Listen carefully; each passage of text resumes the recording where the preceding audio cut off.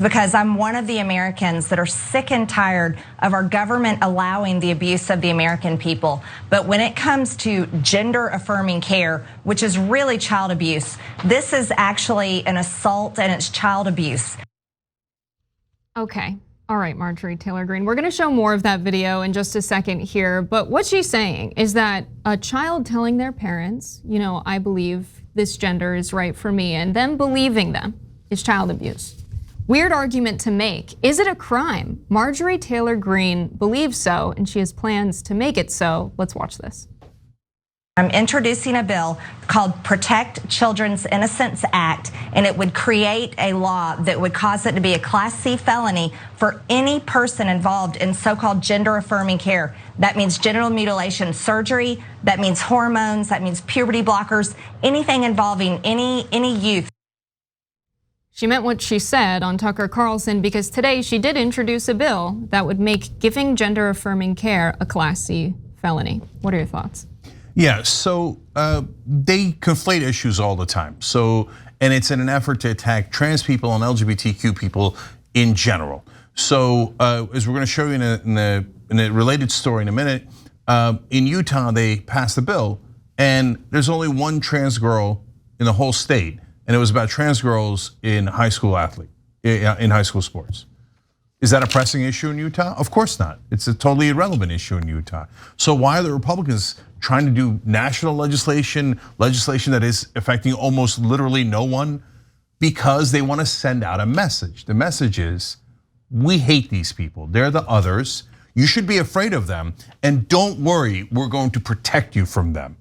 And then they couch it under the guise of, I'm just trying to help them. I'm trying to look out for the trans kids because they're not trans. How do you know? You don't even know them. I know them better than their parents. Wait a minute. The Republicans ran a campaign in Virginia saying, the Democrats want to teach science and history. It's a war on parents. Well, you're saying the parents shouldn't get to decide what their kids are gonna do. You're gonna have a war on parents and say, no, I'm taking control of your kid's life and I'm not gonna let you make those decisions. And of course, what I started with, which is conflating things. They make it seem like everyone is getting reassignment surgery, okay? No, most of the stuff is way more benign and not permanent at all. But they put them all in the same bucket. And they make it seem like anything that says, hey, it's okay to be you, is gender reassignment surgery, they're chopping this, etc. They're mutilating the kids. They said mutilating in that segment, 3, 4, 5 times? It's just absolutely gross. It's not an effort to protect those kids, it's an effort to target those kids. Okay, let me start with, as we said, the name of my special, Cenk, stupid don't get tired. That could be Marjorie Taylor Greene's motto. That could be every day when she goes to work, I'm still here, stupid don't get tired. I honestly didn't know she was allowed to introduce legislation. I thought they had just taken that away from her because she's so ridiculous. And to me, the funniest thing in that clip is looking at Tucker Carlson maintain his serious face, because that's the only thought he's having, maintain that face, maintain that face. It's like you said, the hypocrisy is beyond belief. We're gonna stop parents from doing what they want to do with their children? Really? Because in Florida, you want the parents to burn books. You want conservative parents to have the ability to stop any child from learning. So those parents, that's okay. But if a parent wants to love their child as their child is and support their child as their child comes to them with this, and again, like you said, Cenk, they consider these people other, but there's also, they can't imagine, but we can, how difficult that is for a child to talk to their parents about. The difficulty in feelings with, it's hard enough being a teenager, a child, going through puberty, everything else that you're dealing with. Right now you're dealing with this, your personal gender decisions and coming out and looking for support for your parent. And you think Congress needs to be involved? And not just Congress, Marjorie Taylor Greene, who every day is fighting to be the dumbest person in Congress. And that's a tough fight because Lorraine Boebert's there and Herschel Walker's on his way to the Senate. So she's got a lot of work to do. It is I will always make jokes about it because it should be comical, and unfortunately, it is real. Yeah, absolutely. Let's get some more details out about this. Cenk mentioned the Utah story, and I think this is something that's closer to child abuse. It's definitely treating children badly. The rights assault on transgender kids and the transgender community in general has some big consequences. So parents at one school in Utah filed a complaint and asked the school to investigate whether a girl who had beaten their daughters by a wide margin in competition was transgender. A representative from the state's High School Athletics Association told legislators on Wednesday. People were saying things like, this female athlete doesn't look feminine enough. Just because she is good at sports and she is beating their kids, they started questioning her sex. And let's remember that 42 states have passed either anti-trans or anti-abortion laws, and more than half of the states have considered anti-trans legislation. And Utah, as Cenk mentioned earlier, did try and pass that bill, and it was vetoed by the governor. Spencer Cox, who is a Republican governor there, said rarely has so much fear and anger been directed at so few. And he makes a really good point with this, because among US adults, 0.5% identify as transgender. Among youth ages 13 to 17 in the United States, 1.4% identify as transgender. So they're really making a much larger deal about this than it needs to be. And it's really weird, and they're distracting us with these conversations and the culture war when we could be having substantive conversations about how to make things better in this country. But they would rather talk about this, and it really is about freedom. This is something that I think should be a conversation within a home and within a family.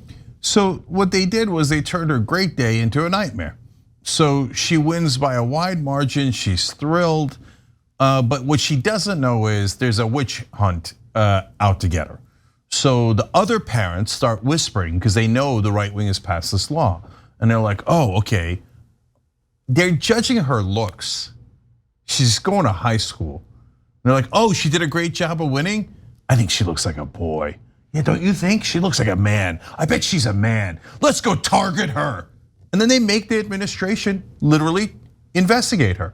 So they go back and they go to junior high school records, elementary school records, and try to make sure. Thank God they did do a genitalia check, but that's next. These guys they love big government, and they're almost all perverts. So they're always looking into our sex lives. What are they doing? What are they up to? What's their gender identity? What kind of sex are they having? Oh, I want to know. Is it the kids? Let's check the kids. In another state, we covered it, passed a law saying, yeah, we can check their genitals.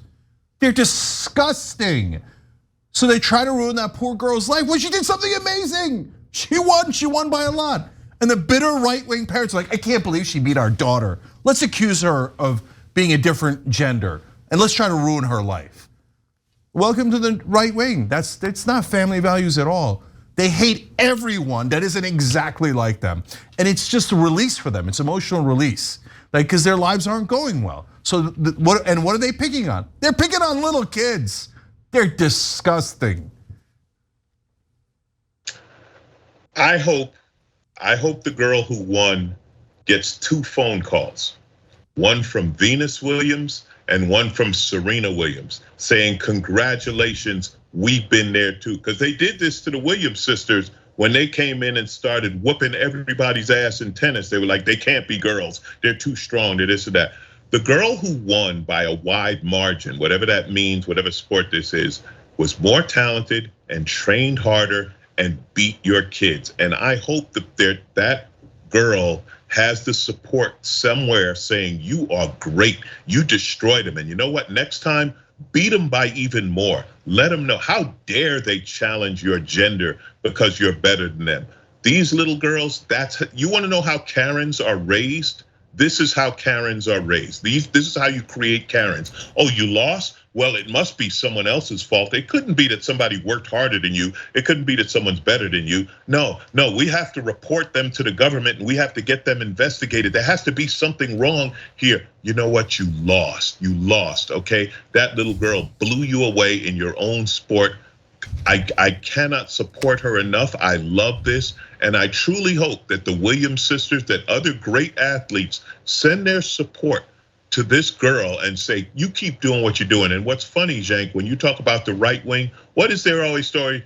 Work hard, survive on merit, pull yourself up by your bootstraps. Guess what? The girl that destroyed your daughter worked harder than your daughter and is better than your daughter. So please shut up.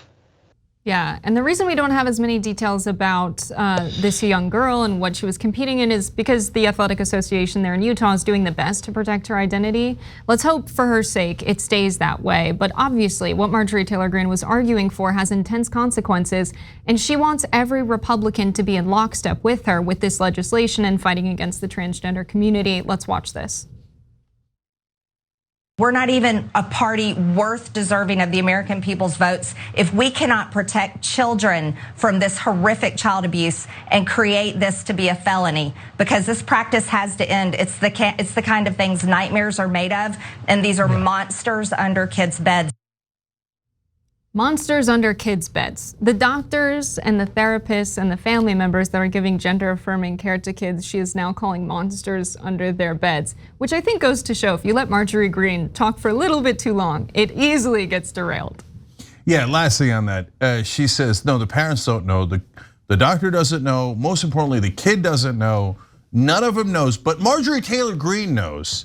And instead of giving them affirming care, she says, their parents basically should reject them and say, no, we don't believe you. We think our little girl or our little boy is a liar, and I'm not gonna give you a damn thing, and you should hate yourself. And she says that there are monsters under their beds. Well, that part is true. It's just that you were just looking at them. Marjorie Taylor Greene and Tucker Carlson are those monsters.